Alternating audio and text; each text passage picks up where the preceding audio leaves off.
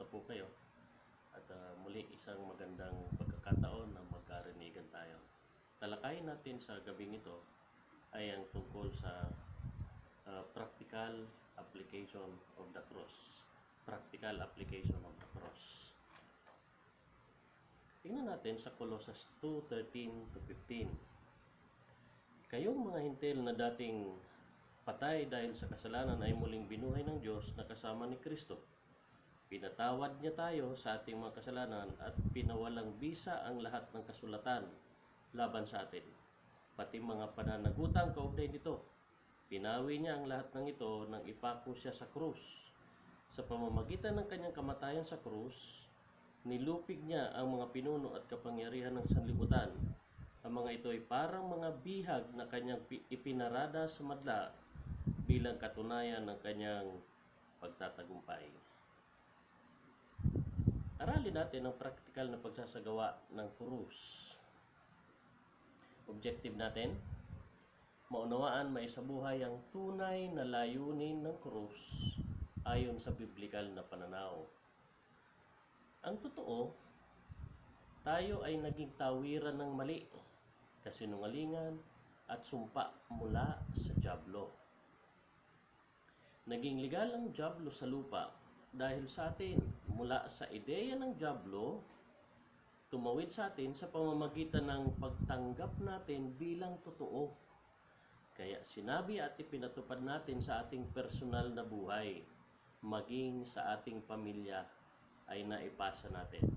Matagal na panahon tayong nanilbihan sa dyablo bilang tawiran ng mga bagay na nais niyang gawin sa lupa. Si Jesucristo ay nagbigay ng daan, krus, para maalis ka sa paninilbihan sa dyablo. Nais mo bang alisan ang paninilbihan sa dyablo? Ano ang kailangan natin gawin sa krus? Ayon sa biblikal na pananaw. Ano ang kailangan natin gawin sa krus ayon sa biblikal na pananaw? Dalawang bagay. Una, gawin natin isang mahalagang alaala sa ating buhay. Pangalawa, gawin nating tawiran patungo sa pagiging katulad ni Jesus. Talakayin natin ang una. Gawin nating isang mahalagang alaala sa ating buhay. Tingnan natin ang 1 Corinthians 11:23 to 26. Ito ang sinasabi. Ito ang aral na tinanggap ko sa Panginoon at ibinibigay ko naman sa inyo. Ang Panginoong Hesus nung gabing siya ay ipagkanulo ay dumampot ng tinapay, nagpasalamat at pinagpira-piraso ito. At sinabi, ito ang aking katawan na inihandog para sa inyo. Gawin ninyo ito bilang pag-alaala sa akin. Gayon din naman, matapos magapunan ay hinawakan niya ang saro at sinabi, ang sarong ito ang bagong tipan na pinagtitibay ng aking dugo. Tuwing iinumin niyo ito, gawin ninyo bilang pag-alaala sa akin. 26. Sapagkat tuwing kakain kayo ng tinapay na ito at iinom sa sarong ito, ay ipinahayag ninyo ang kamatayan ng Panginoon hanggang sa muling pagparito niya. So, gawin natin isang mahalagang alaala sa ating buhay. Anong inihayag natin kapag inaalala natin sa pamamagitan ng komunyon? Komunyon, communion, dalawang salita. Communion, pakikiisa. Anong inihayag natin? Una, ang pagkamatay ng Panginoon.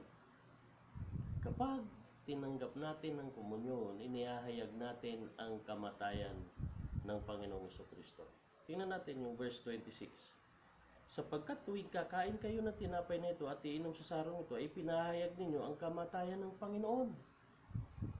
So, pinahayag natin ang kanyang kamatayan. Tingnan natin, ang tinapay ay simbolo ng katawan ni Jesus, na siyang tumanggap ng lahat ng parusa na dapat tayo ang parusahan. Dahil tayo yung mga nagkasala. Dahil sa ating kasalanan.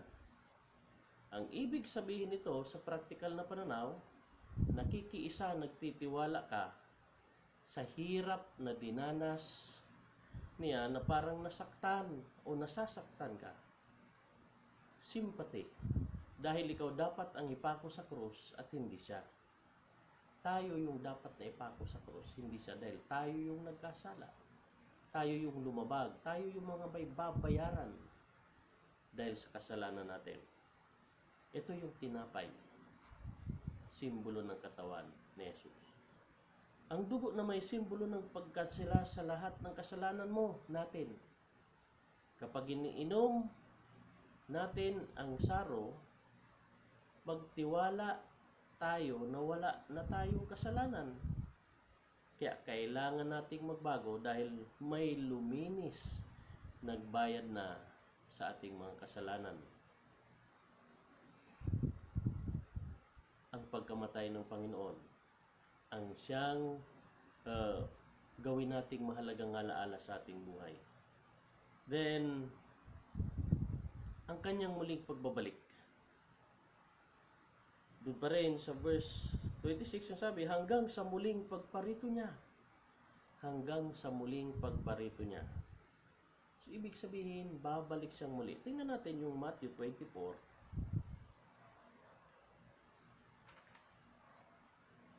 Talatang 29 to 31. Pagkatapos ng kapighatiang iyon, magdidilim ang araw at hindi magliliwanag ang buwan. Malalaglag mula sa langit ang mga bituin at mayayanig ang kapangyarihan sa kalawakan. Pagkatapos ay lilitaw sa langit ang tanda ng anak ng tao at nanangis ang lahat ng bansa.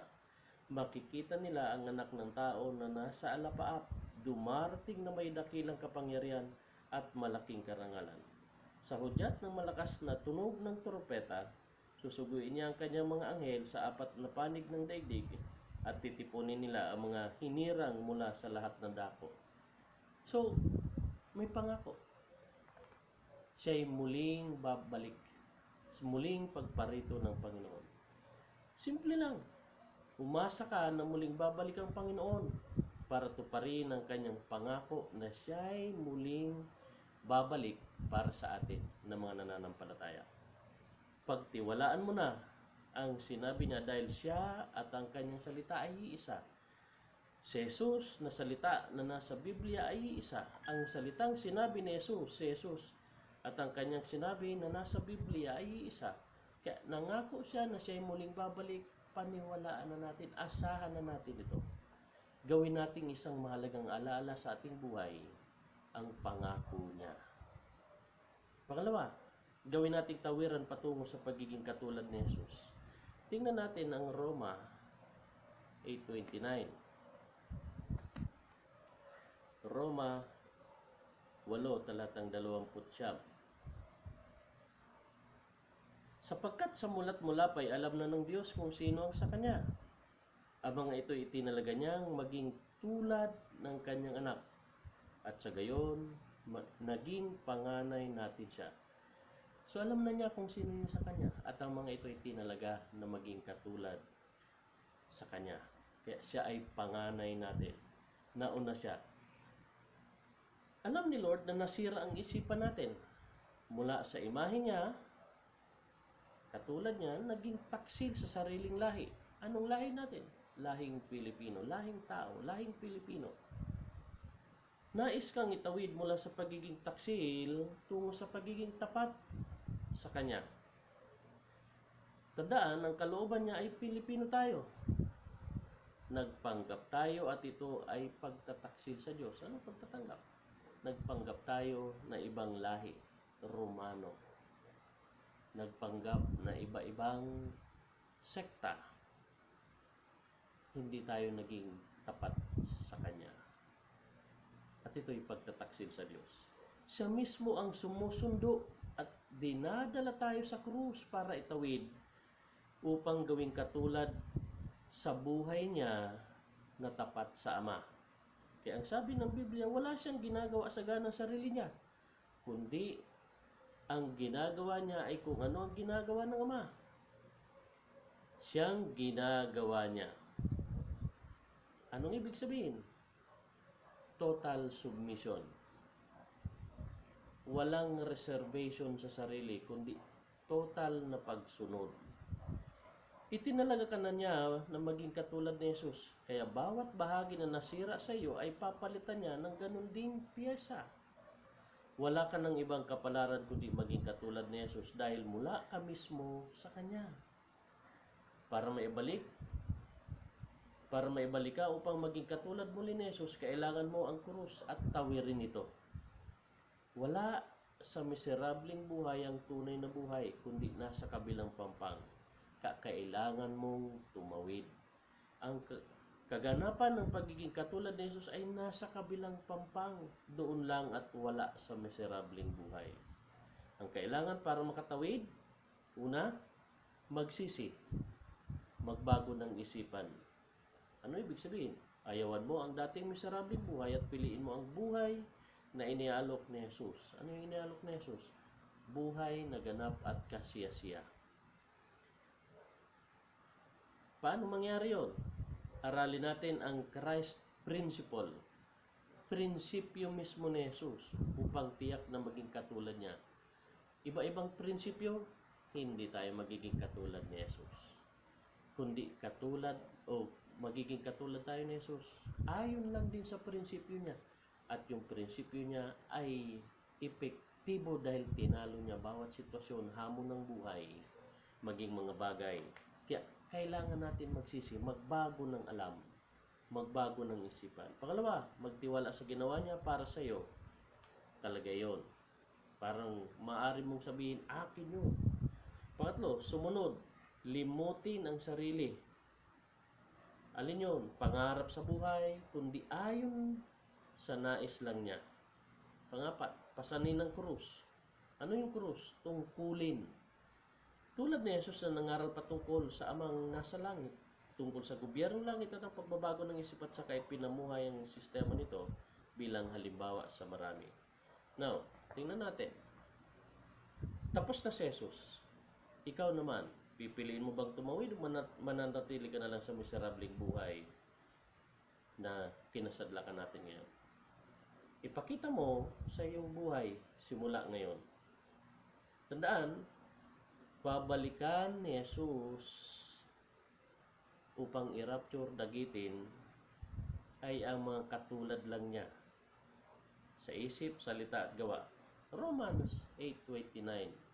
Sa mula't mula pa'y alam na niya kung sino yung kanya.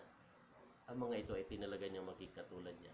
So yung mga katulad niya ang babalikan niya. So itinalaga tayo maging katulad niya. Hindi sa langit, kundi dito pa lang sa lupa. Nilinaw na niya ito sa simula pa lang noong sinabi niya, maraming tatawag sa akin ng Panginoon, subalit sinagot niya ito. Anong sagot niya? Lumayo kayo sa akin, hindi ko kayo nakikilala. Ito ay tumutukoy sa lugar o sa mga relihiyoso, hindi katulad ni Jesus. Kaya marapat na aralin natin ang Christ principle upang maging katulad niya. Walang ibang paraan, kundi ang prinsipyo lang niya. Pagpalain ka ng Diyos, Pilipino.